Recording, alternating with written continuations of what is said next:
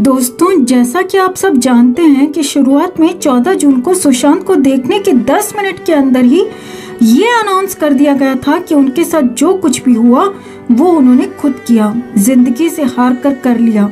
और उसके बाद अपनी इस बात को सही ठहराने के लिए तरह तरह की बातें फैलाई गईं, उनके डिप्रेशन को लेकर, बाइपोलर डिसऑर्डर का नाम देकर। वहीं जब सुशांत को लेकर धीरे धीरे कई चीजें बाहर आने लगी तो फैंस का ये यकीन पक्का होता गया कि सुशांत जैसा इंटेलिजेंट बंदा, खुश मिजाज बंदा कभी भी ऐसा कदम नहीं उठा सकता। दोस्तों, जिन फैंस ने सुशांत की खूबियों को उनके केस में उनके न्याय के लिए लड़ने की ताकत बनाया, उन्हीं खूबियों को देखते हुए कई लोगों ने इसे कोई और ही एंगल देकर सुशांत की सुसाइड वाली थियोरी को सही ठहराने की कोशिश की। जी हाँ दोस्तों, जैसा कि आप जानते हैं कि सुशांत एक इंजीनियरिंग स्टूडेंट थे और बहुत इंटेलिजेंट थे, पढ़ाई में बहुत होशियार थे। वहीं वो बहुत दूरदर्शी भी थे, हमेशा आगे की सोच के चलते थे, 5 साल की प्लानिंग करके चलते थे। तो कई लोगों ने इस पॉइंट को पकड़ा कि सुशांत बहुत ज्यादा सोचा करते थे और उनका दिमाग धीरे धीरे पागलों की तरह होता जा रहा था।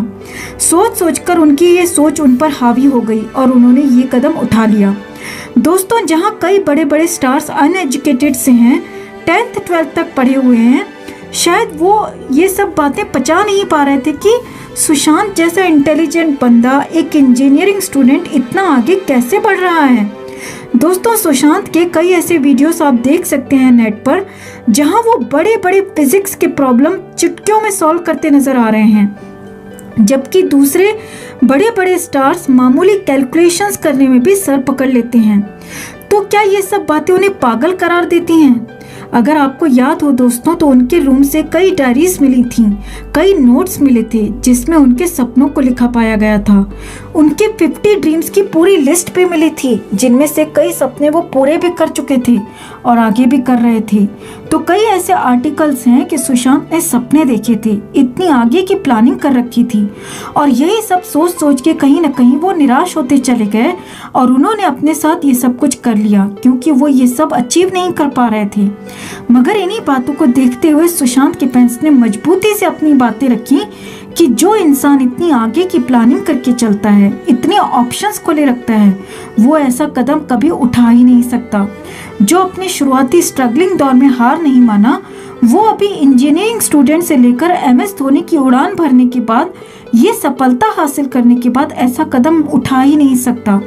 तो इस तरह से हम SSRians ने उनकी जिस डीप थिंकिंग को उनकी ताकत माना, उन्हीं पॉइंट्स को कई लोगों ने उनकी कमजोरी बताते हुए, उन्हें पागल साबित करते हुए उनके साथ हुए हादसे को कुछ और ही नाम दे दिया और उन्हें दुनिया के सामने डरपोक, कायर सुशांत बनाकर दिखाने की कोशिश की।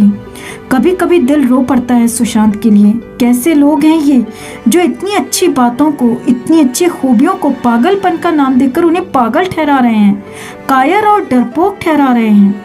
ऐसे में उम्मीद थी तो सिर्फ CBI से, लेकिन अब वो भी ठंडी पड़ती नजर आ रही है।